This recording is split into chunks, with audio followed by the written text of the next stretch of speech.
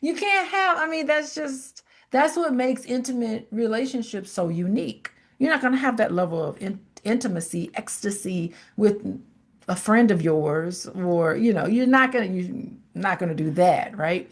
So, and that leads into unity and oneness. You're here, it's like saying, my actions in this relationship affects both of us.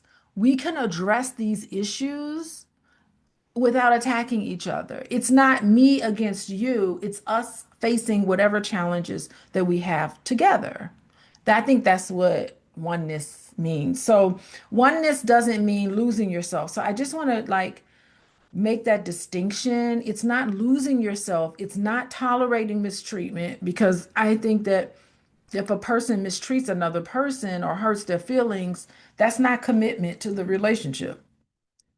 It's definitely not abandoning your own boundaries. A healthy unity, you're interdependent, not codependent.